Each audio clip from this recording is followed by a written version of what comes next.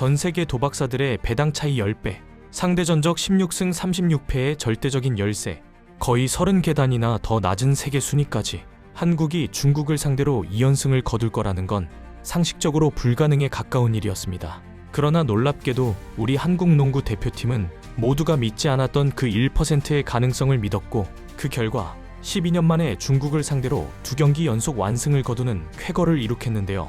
2연패를 할 거라고는 예상하지도 못했던 중국 농구 팬들은 이 처참한 결과에 좌절하며 축구에 이어 농구까지 넘을 수 없는 거냐고 그 분노가 폭발했다고 합니다.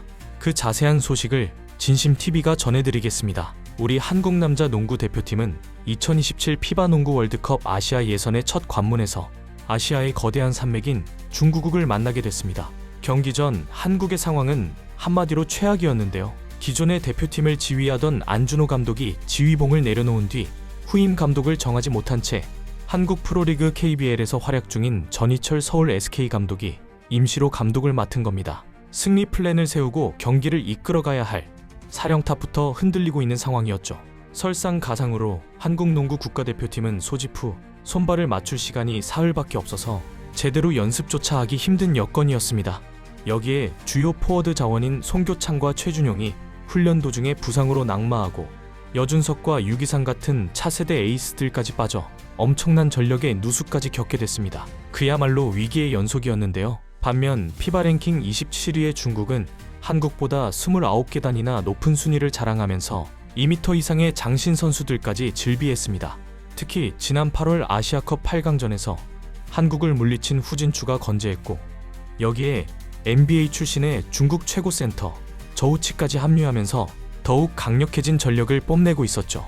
이러한 상황에서 전희철 감독은 인터뷰를 통해 승부를 예측하기 어렵다면서도 승부처에서 지역 수비를 통해 중국의 공세를 일시적으로 차단하는 방안을 연구 중이라며 승리를 향한 계획을 차곡차곡 쌓고 있었습니다. 농구에서 가장 치명적인 요소인 키에서 밀리지만 한국 특유의 속도를 살려 빠른 공수 전환을 통해 중국의 높이에 맞서겠다는 전략이었던 겁니다. 그리고 이 모든 전략의 중심에는 이현중이 있었죠. 전희철 감독은 대놓고 이현중이 핵심이라며 이번 대표팀의 핵심은 이현중이다. 득점력을 겸비한 이현중은 대표팀에 없어서는 안 될 자원이라며 강한 신뢰를 드러냈는데요. 이에 이현중 역시 중국전 2연승이 목표라며 무조건 이기고 싶다는 각오를 숨기지 않았습니다. 그리고 지난 28일 베이징에서 열린 운명의 1차전, 한국은 객관적이고도 압도적인 열세 속에서도 짜릿한 승리를 일궈내는 데에 성공합니다. 우리 대표팀은 무려 3년 4개월여 만에 만리장성을 무너뜨리며 80대 76으로 중국의 안방에서 승리를 거뒀습니다. 이 승리의 가장 결정적인 요인은 단연 이현중의 폭발적인 활약이었습니다. 이현중은 이날 3점슛 9개를 꽂아 넣으면서 33득점, 14리바운드라는 경이로운 기록으로 중국을 가차없이 폭격했습니다. 피바 사무국은 이현중의 활약에 경악하며 이현중이 월드컵 예선 3점슛 기록을 경신했다. 그는 조심해야 할 아시아의 톱스타라는 별명에 걸맞는 미친 활약을 펼쳤다. 중국을 상대로 3점슛 9개를 성공시켰다. 이는 피바 월드컵 예선 역대 단일 경기 최다 기록이다. 종전 기록은 8개였는데 이현중이 이를 뛰어넘어 새로운 역사를 썼다. 그의 정확하고 빠른 외곽포에 중국의 수비진은 속수무책으로 무너졌다라며 이현중이 전 세계 농구 역사에 깊은 족적을 남기며 중국전 승리를 견인했다고 밝혔습니다. 뿐만 아니라 다른 선수들 역시 골고루 활약하며 이현중과 함께 베이징 대첩을 실현시켰죠. 다만 경기 막판 4쿼터에 추격을 허용하며 진땀 승부를 펼친 것은 아쉬움으로 남았습니다.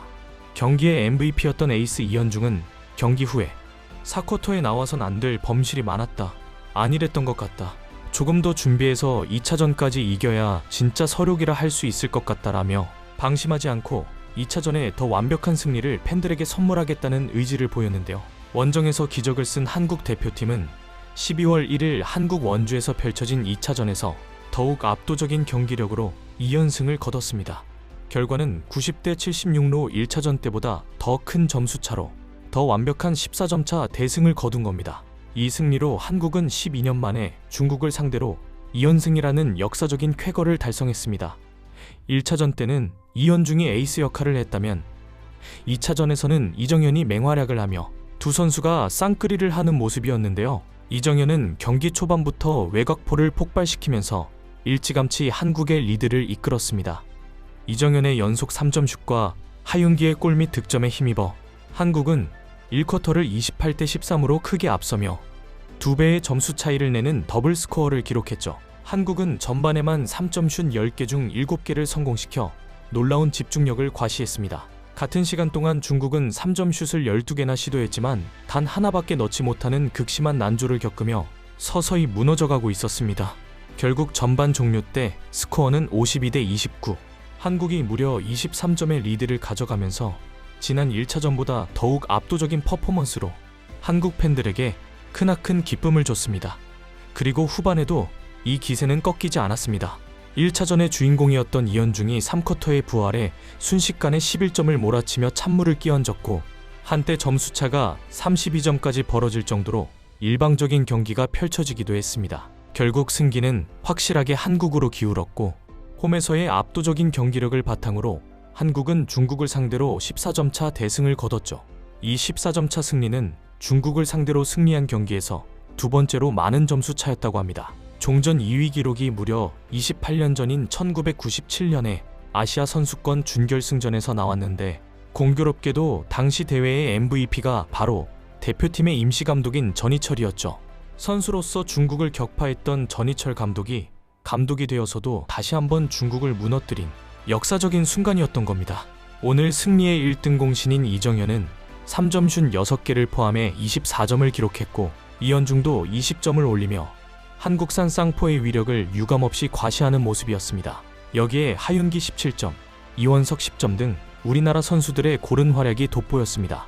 한국은 무조건 이길 거라고 장담하다가 참담한 2연패를 당한 중국의 농구 팬들은 분노와 좌절을 금치 못하고 있는데요. 특히 축구에 이어 농구마저 한국에 밀리는 거 아니냐는 위기감이 중국 커뮤니티를 강타했죠.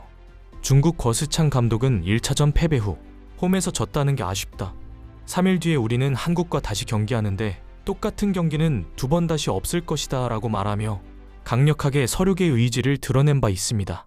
그러나 거스창 감독의 예측과는 정반대로 한국과의 2차전에서는 더욱 큰 점수차로 지면서 체면을 완전히 구기고 말았습니다. 이미 중국 현지에서는 감독 경질설이 돌면서 돌아올 생각조차 하지 말라는 반응인데요. 한국에게 2연패라니 도대체 이게 말이 돼? 감독이 분명 이길 거라고 하지 않았냐? 축구도 안 되는데 농구까지 이 지경이라니. 자존심이 상해서 못 살겠다. 한국이랑 인구 차이가 몇 배인데 어떻게 종목마다 패배하는 거야? 선수들은 열심히 뛰지 않고 연봉만 높다. 애국심이라고는 찾아볼 수 없다. 실망스럽다. 저우치는 반성해라. 그렇게 게으르게 뛸 거면 대표팀 유니폼을 벗어라. 이현중 한 명에게 무너진 만리장성이라니 믿을 수 없는 결과다. 이현중이 중요하다면서 왜 알고도 못 막았나? 감독은 놀았냐? 우리나라 농구가 이 정도로 약해졌다는 사실을 인정하기 싫다. 거스창 감독의 잘못이다. 책임지고 중국 농구계에서 떠나라. NBA를 경험한 선수들이 모여서 한국을 못 이기는 게 사실이야? 진짜 할 말이 없다. 국가대표팀의 명예가 땅에 떨어졌다. 철저한 개혁이 필요하다. 하찮은 감독부터 NBA 출신 센터도 다 갈아치울 각오가 필요하다. 등등 상상도 못했던 2연패에 좌절하면서 자국 대표팀 선수들과 감독에게 분노하고 있었죠. 한국 대표팀이 2027년 피바 월드컵에서도 유종의 미를 거둘 수 있기를 응원합니다. 지금까지 진심TV였습니다. 시청해주셔서 감사합니다.